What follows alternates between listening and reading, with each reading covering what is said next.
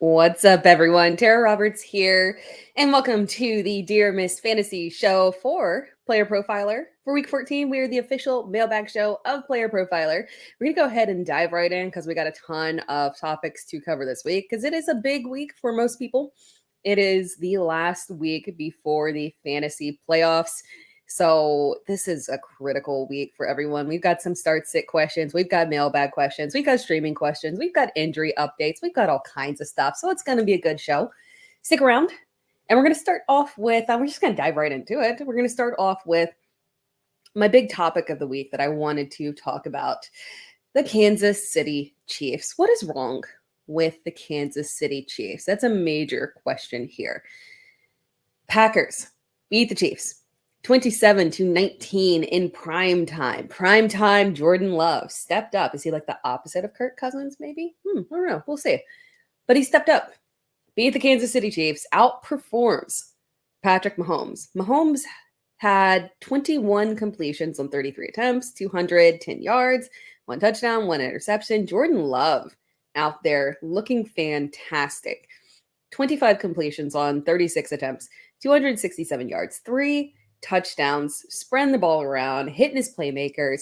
And it was really just fantastic to watch because from a whole team perspective, they came out aggressive. They didn't come out conservative. It was a good game plan to just go ahead and attack the Chiefs right off the bat, not attack it from like a timid perspective. And Jordan Love has been on a tear recently. Side note, before I dive into Patrick Mahomes, Jordan, maybe I saved this because we're actually going to talk about Jordan Love a little bit later, but he's been on a tear recently.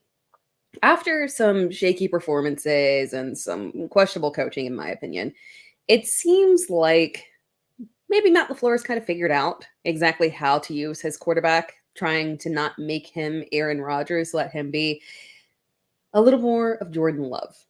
And it's working.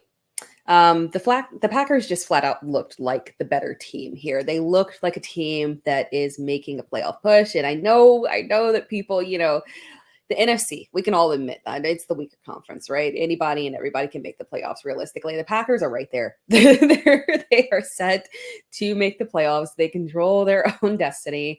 And they have a really good schedule to close out the season. We legitimately could be looking at this team in the playoffs. On the opposite end, we've got the Chiefs who are, they're going to make the playoffs.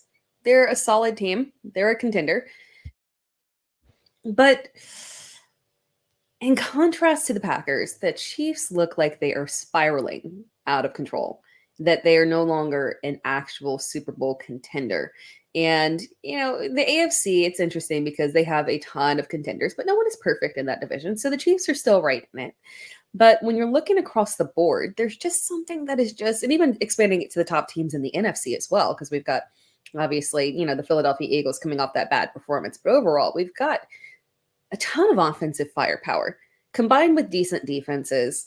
And, you look at somebody like the San Francisco 49ers, the Dallas Cowboys, and then you look at the Chiefs and something is it's just not clicking, right?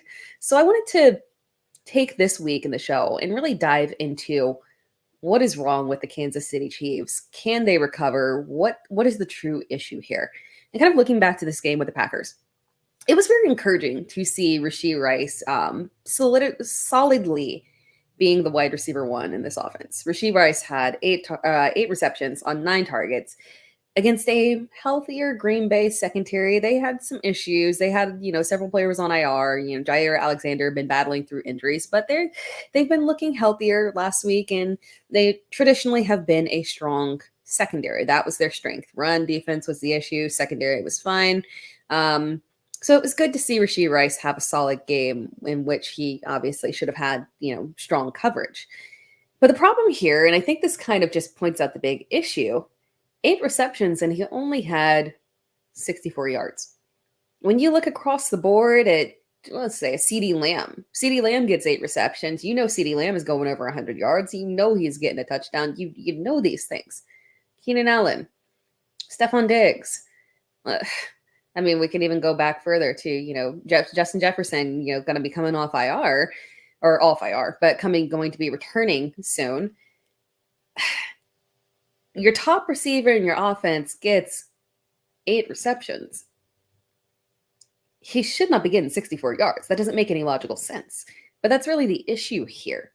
The utilization of the wide receivers here, how the offense is functioning, is just a major problem. When you look at these statistics, Patrick Mahomes has 444 attempts.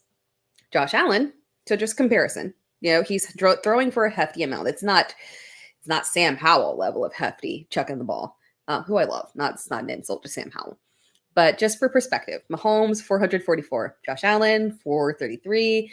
CJ Stroud, 418. Dak Prescott, 411. So it's not, he's throwing for volume. Volume is not the issue. And it's not an outrageous amount of volume, unrealistic amount of volume. It's, it's fine.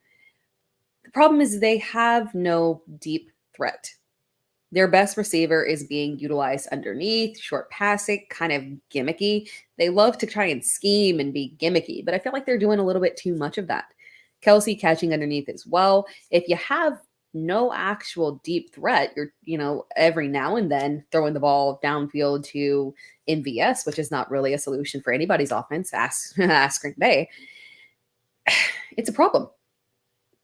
The statistics, when you look at them, low yards per attempt for Patrick Mahomes, low ADOT, low passes over 20 yards. Let's compare it to some other players here. Brock Purdy, 9.6 yards per attempt. Patrick Mahomes, 7. Dak Prescott, 47 20-plus yard passes. Patrick Mahomes, 35. He's being outperformed across the board in every statistical category. When you're looking at those top 10 quarterbacks, he is being outperformed. Volume is the only thing that's kind of holding him together, but it's short volume. It's just not working for their offense to truly thrive, and it's not working for us from a fantasy perspective. We're drafting Patrick Mahomes as the first or second overall quarterback off the board, and he's not giving us that level of performance. I've seen many posts where people are pointing out online, like you could have been so much better if you drafted anybody but Patrick Mahomes. That is the big issue here. We've had a strong QB1 bounce back season.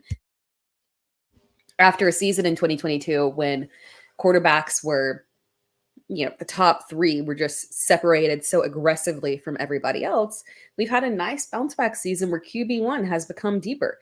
You got Sam Howell. You got Dak Prescott, who was drafted as a low-end QB1. Justin Herbert, obviously going through some struggles recently, but overall, fine season. Drafted him, obviously, outside of the top 5 quarterbacks. It's just, it's a shame here. Everything that's going on with Patrick Mahomes. And we harp on the big drops by MVS, but overall, the Chiefs pass catchers have actually been oddly reliable in terms of their actual drop percentages. It's not bad. That's not the issue. It's the design of the offense here. It's not working and they need to adjust. One thing to also consider here is that they're also 1 year post Tyreek. Last year, it was an aggressive usage of Travis Kelce, integrating other receivers here and there, but they really just didn't utilize receivers well, obviously, in terms of how they were approaching things last season. You had Juju, who was kind of operating as a high-end wide receiver 3, sometimes low-end wide receiver 2, but it's not working. You wonder if 1 year post Tyreek, everyone just looked at this Chiefs offense and they're able to defensively scheme because they understand what this offense can't do and what it has to do. So if you know for a fact that the only thing they've got, and no offense to Rashee Rice, love him, best receiver in there, they need to utilize him better. But if you know that everything is going theoretically through Travis Kelce and that's all they've got, and that they don't know how to utilize the rest of their receivers, it's pretty simple to solve them defensively, unfortunately. When you're looking at Travis Kelce, he's suffering. I don't think it's him, being older and hitting a wall. I don't think that's it.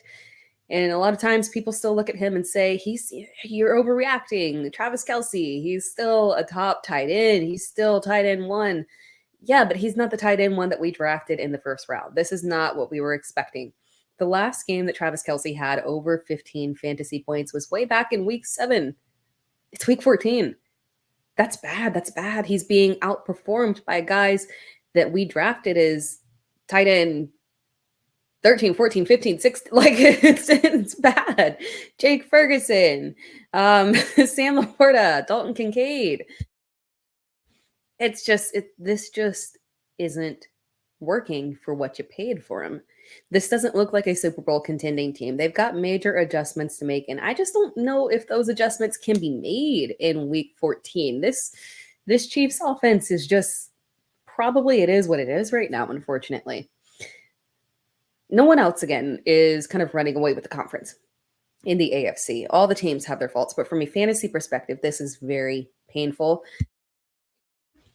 I don't know if this is going to change, unfortunately. We've talked about what's wrong with Patrick Mahomes, what's wrong with the Chiefs. I think we can identify it pretty easily. I don't know if it's something that they can solve over the next several weeks. We're still, Patrick Mahomes is still a QB1. But is he a guy that we're looking at and saying he's a must start? He's a top 5 quarterback. He's excellent independent of matchups. No, I don't think so, unfortunately. So yeah, it's not a bench situation. Obviously we can't bail out now because most of you are past your trade deadlines, but unfortunately you just got to look at this as it is and consider if you have been rostering streaming options and they're in a better matchup, you might need to pivot. And we'll talk about some streaming options here in a second. But before we talk about the streaming options,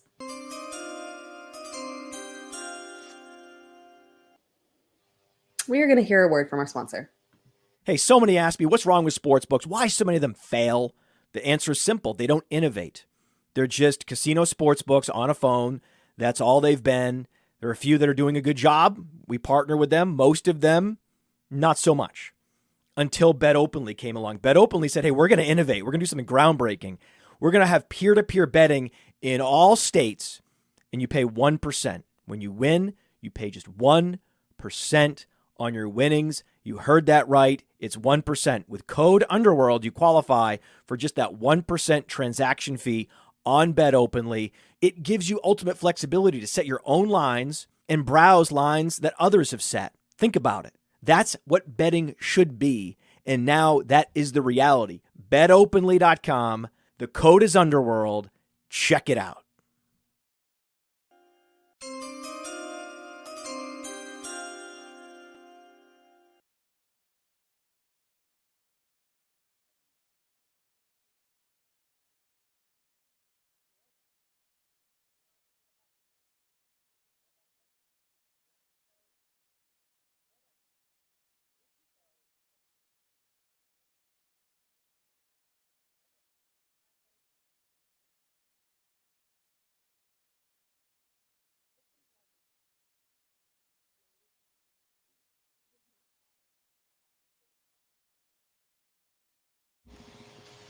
Sorry, guys. I just realized I had muted myself during the little commercial break there. Oh no, I'm so sorry about that. Man, that's not good for the podcast version. Sorry about that, guys.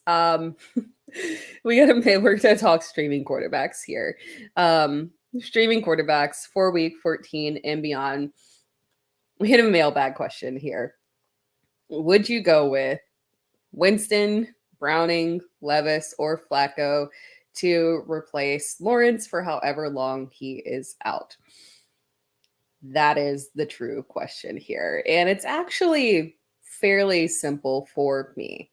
Browning is my preferred streaming option for this week. And it's not even really that dramatic and difficult of a decision, in my opinion. And it's not recency biased. It's not just the fact that coming off that big performance there where he looked excellent. He looked really, really good. It's not that, I promise. It is the fact that, and I also have, I do a video, Beat the Waiver Wire every single week. You can find it on my Twitter, on my Linktree. And last week, my recommended quarterback ad was Jake Browning because you wanted to grab him before a potential blow-up game against Jacksonville. And that is exactly what happened. So this is kind of a long, not a long, a multi-week thing where Browning was someone who I was looking at for a while. And this game just kind of solidified it here that, we'll need to see what it truly is in a difficult matchup. And maybe Pittsburgh was kind of it was the first start. So we do have to keep that in mind. But maybe Pittsburgh was the definitive kind of answer there in terms of a difficult matchup, because Pittsburgh is technically a difficult matchup in general. They're up and down sometimes, but defensively, in terms of the pass, they can be extremely stout, and in the run as well, but they can be extremely stout. So it's not surprising that that was kind of an average, game from him in his first game. All things considered, it was very encouraging. This performance right here was beyond encouraging. And what makes him the preferred streaming option here is the matchup one is excellent. You got job security. You've got the best set of weapons of all these streaming options, maybe outside of Josh Dobbs, if Jefferson is on a full workload. But outside of that, I mean, Browning just has everything lining up perfectly for him. When you look at these other quarterbacks, again, the problem here with Jameis Winston is long-term job security. In terms of, Derek Carr, I could lean that direction. I could lean towards Jameis Winston as the long-term safer bet, theoretically, based off pure volume and knowing how he can be, if we knew that there was going to be a multi-week injury here from Carr.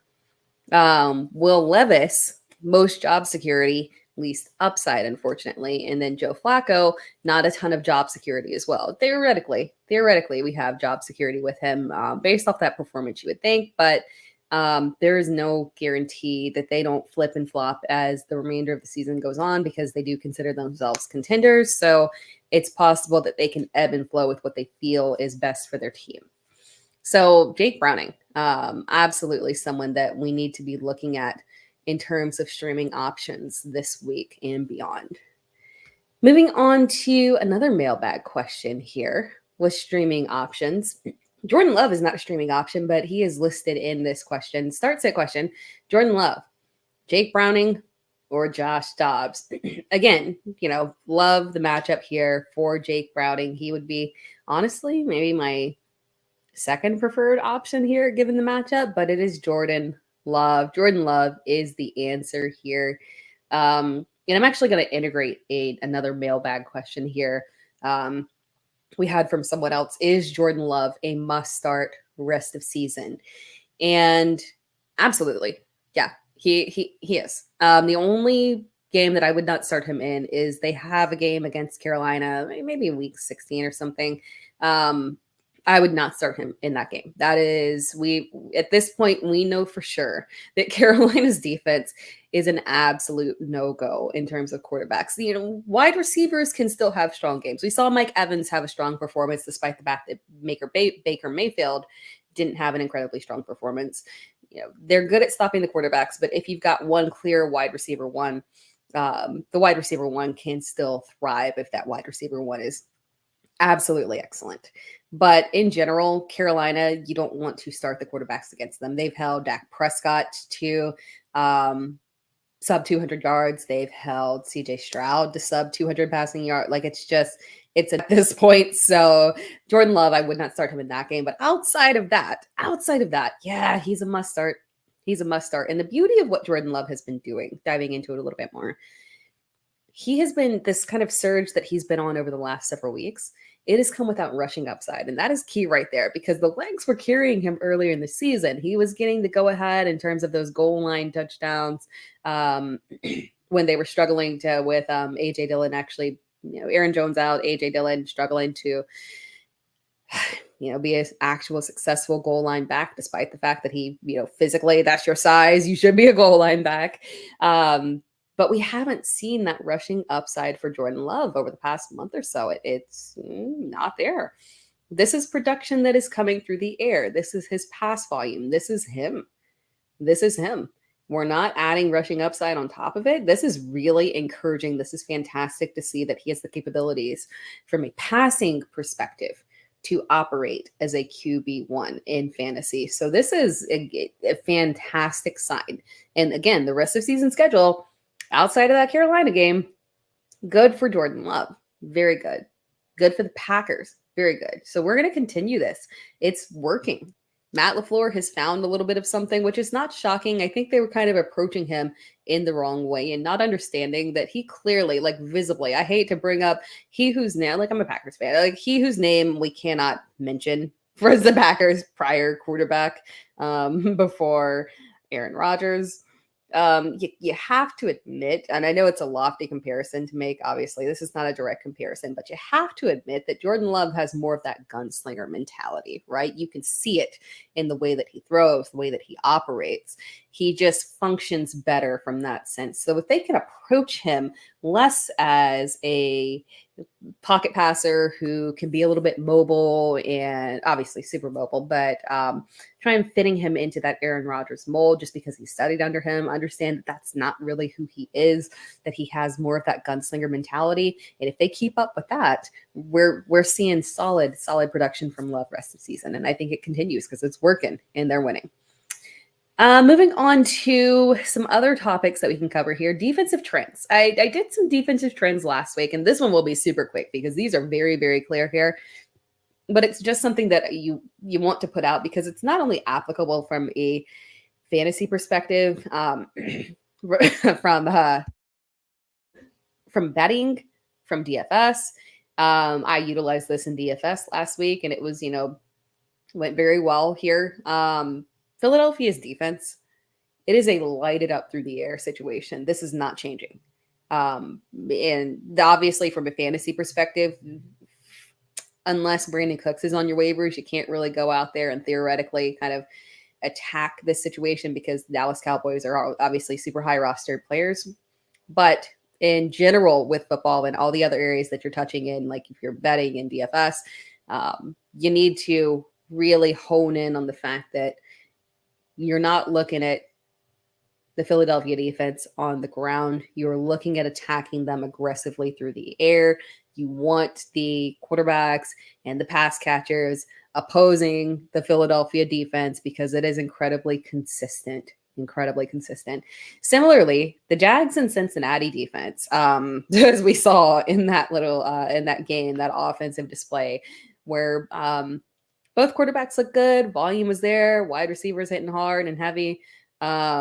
This was a situation where, again, these are two teams that are very, very pass friendly. And a lot of times with streaming quarterbacks, there are two routes that you can take. And you want to go one direction aggressively or the other direction aggressively. You don't want to sit in that middle area. You either want to stick with the known, the reliable, in a guy like a Matt Stafford, who even if it's a bad matchup, you can say definitively that you trust him. If not, you want to go with the most optimal streaming matchup. And these are two teams, two defenses that are incredibly, incredibly optimal.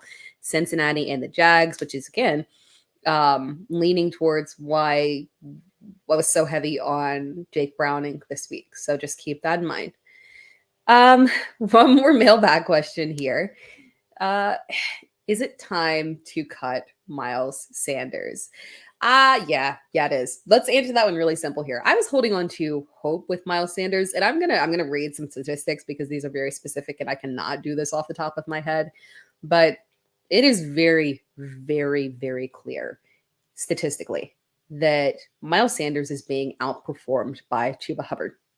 It's not even just looking at it in terms of saying, oh, okay, well, carries, yards per carry, snap count. No. You can dive deeper into it and see when we're actually looking at comparisons. There's a very clear pattern here with Hubbard outperforming him. When you look at their touches, they have Sanders and Chuba Hubbard have identical touch per snap rates.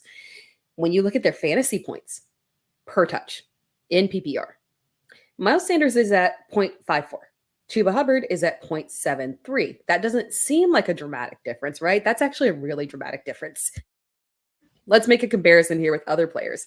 Guys that have in that similar 0.73 range that Chuba Hubbard is in, it's guys like Ramondre Stevenson, James Conner, Najee Harris. They're not the top backs, but they get it done. They're clear RB1s, and Najee Harris, you can debate and whatnot on that one, but he's performing well and still reliable as a top 24 back. But those are the guys that Chuba Hubbard is on par with. When you look at that 0.54 statistic for Miles Sanders, do you know who that's on par with? That's a very similar, guys that have that similar number, Dalvin Cook, Tyler Algier, Rashad Penny. That's not good. Statistically, Miles Sanders is underperforming. Chuba Hubbard outperforming him. I don't think this is going to flip. I don't think this is going to flip. I don't think that Miles Sanders is going to earn his job back. It's time to cut the cord, unfortunately. You can drop him. He's a handcuff.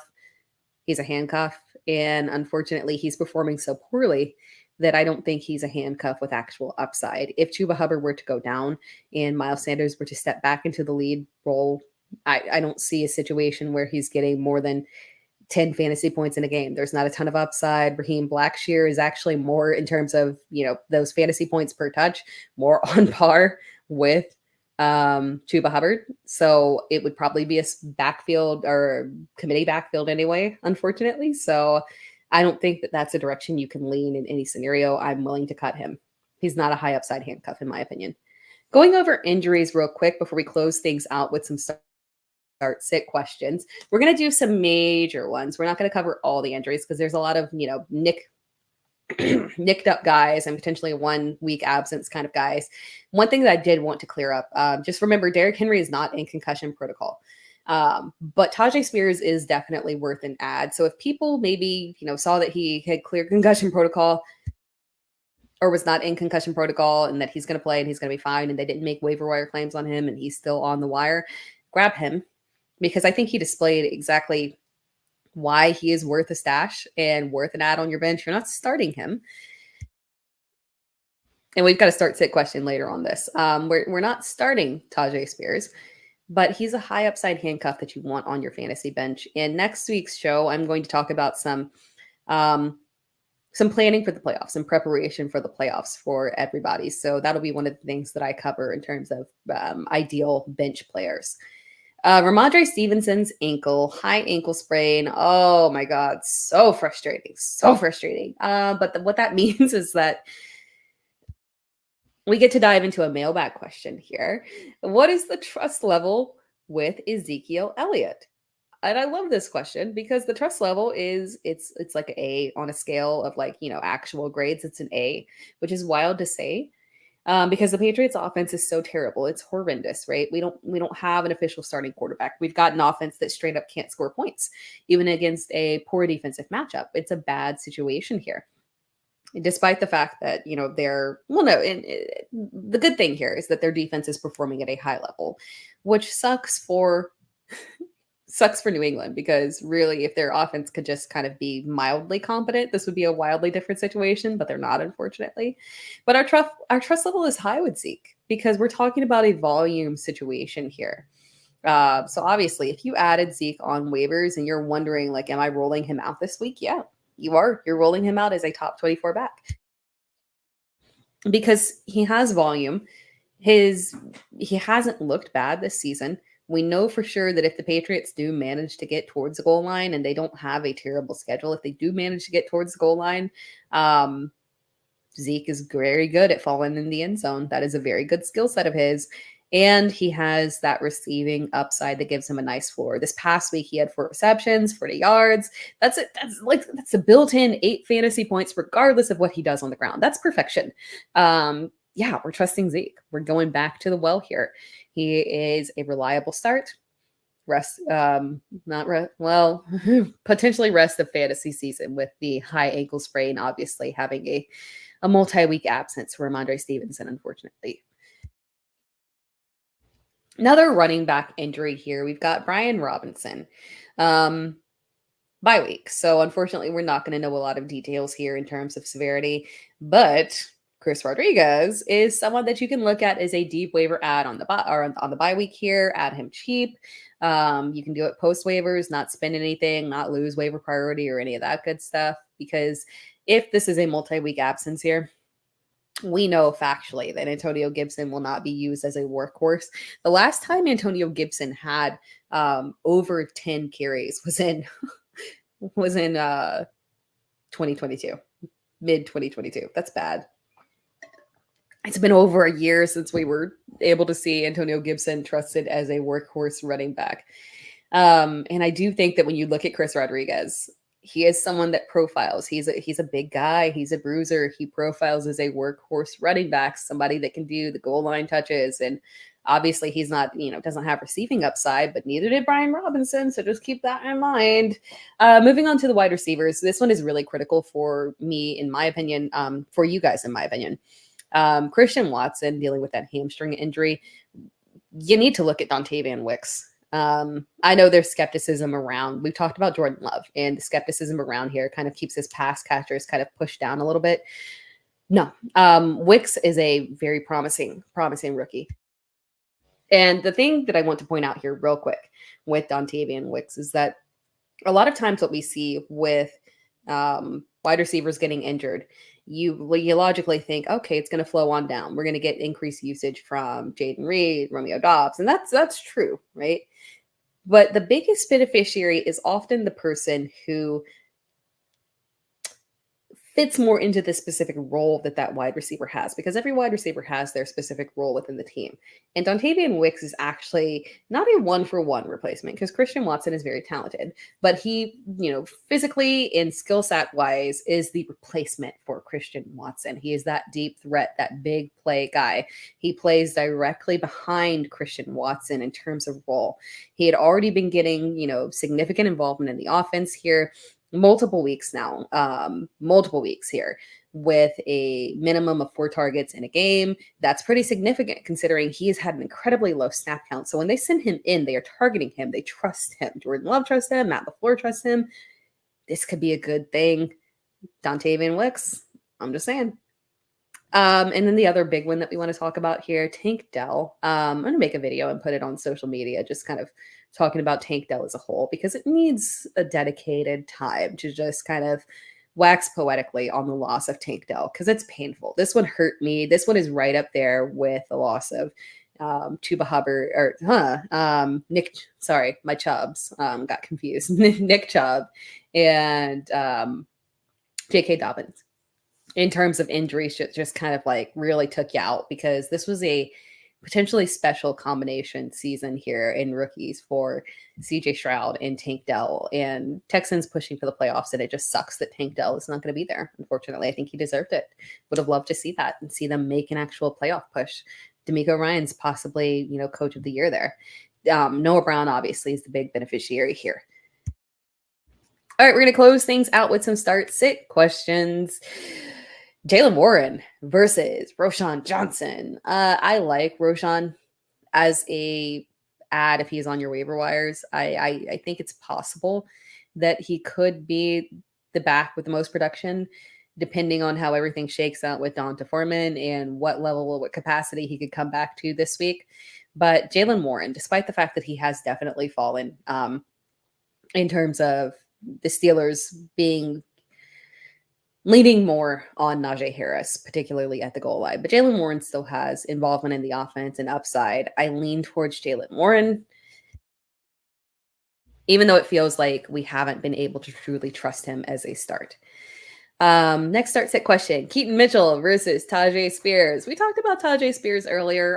Derrick Henry, concussion, not happening, so he's good to go. Keaton Mitchell, however, it's riskier because, again, we've got the split backfield. But prior to the bye week, we kind of remember there, prior to the bye week, he did kind of seem to push a little bit further than Gus Edwards. So that's something to keep our eye on. I feel like we could trust him maybe coming off of this bye, looking at him and feeling like he has high-end RB3 potential here with possible, RB2 upside. So I lean towards Keaton Mitchell as the guy with the most upside here. Mailbag question, technically. This is a start. Well, they're all mailbag, but this one is Zach Moss versus literally anybody else. And so it's more of like a mailbag question. Can we actually trust him? Yeah, last week was disappointing, but I will say we were basing everything off of Zach Moss's earlier performances. He did extremely well against Tennessee previously. We might have overestimated that maybe that was a blip and that Tennessee's run defense still is strong overall. So it's possible that we did just have matchup issue here, right? And Zach Moss, I'm feeling him a little bit more this week. It's not a bad matchup, Cincinnati. So yes, we're trusting Zach Moss this week. You do need to start him. I'm gonna get a lot of start set questions about Zach Moss this week. Joe Mixon versus David Montgomery. I have low trust levels with Joe Mixon because obviously he gives you one massive week every single season and excuse his fantasy production into thinking that he's a solid RB1. He is technically not, but this is a wonderful matchup against Indianapolis. It's a wonderful matchup. This game has shootout potential between Indy and Cincinnati. And when you're looking at the run defenses as well, this is a fantastic matchup. Indianapolis has been lit up against the run, running back after running back after running back. So it's mixing for sure. Montgomery's matchup is fine. We saw it a few weeks ago. It's his, it's a second revenge game. Do you do well in your second revenge game in a season? I don't know, because we don't typically see that. These guys going in division. So we've got a baseline here. It was a good game. It was about 17 fantasy points, and that's cool. But I do think that Mixon has the higher upside here and the receiving upside as well. So safer floor. And one more start sit question. Gardner Minshew versus Cincinnati or Baker Mayfield. Again, like I didn't why did I pull only Indianapolis Cincinnati questions? Looking at this, I see what I did there. Maybe that tips my hand, and my topic of the week should have really been I like Cincinnati and Indianapolis. Yes, we can adjust the show to Tara likes Cincinnati and Indianapolis this week. We are gung-ho on Jake Browning, Baker Mayfield, Joe Mixon. We like Zach Moss. I cannot believe I did that. I cannot believe I pulled almost exclusively questions from one game. Freudian slip right there. Jamar, Michael Pittman. We like this matchup here. It's Minshew that we want to start over Baker Mayfield. Baker is actually a drop candidate for me. He faces Atlanta this week. It is a tough matchup again, and he's fine in terms of not even a decent floor. He's an okay quarterback. He's okay. Good for you, Baker Mayfield redemption game. But he doesn't look right. He's playing through being nicked up. This matchup is not good. He has a bad matchup next week. Baker Mayfield is not someone who I am looking to roster or stream. There are just simply better options out there. So I would go, I don't feel like he's someone that you even need to hold on to at this point. That wraps things up. That is our last start sit question. I am so that's wild. I sat here and pulled start sits and had zero clue that I was honing in on one specific game with every single answer. But hey, that tells you something. We like that matchup. Before I close out, by the way, make sure that you are following Player Profiler live start sit show streams all across the board. Saturday night live start sit questions on YouTube and Facebook. And Sunday night live stream before the game start at 12 p.m. EST. So make sure that you are watching those. And that wraps things up. Again, if you have any questions, always tag me. Especially Twitter's the best way. But tag me on social media. Hit me up. I'll answer them. And I got you covered. Don't worry. I got your back. I do my best. If you're listening to this on the podcast version, please subscribe. It would be greatly appreciated. And if you're watching this on the YouTube channel, be sure to like the video, drop me a comment. I like to start sit questions in the comments. So if you drop me one there, I'll go back, check, and respond there. And again, make sure that you are subscribed to Player Profiler. That wraps things up. Make sure that you tune into next week's episode, because again, we'll be covering a lot of playoff strategies, and it'll be good. Even if you miss the playoffs, you want to win. You don't want to come in last place, so don't check out. Don't check out if you miss the playoffs barely. Go out with some pride. And then my Dynasty people, of course, we're always checked in. But that wraps things up for us. All right, guys. I hope you have a wonderful week. Good luck with your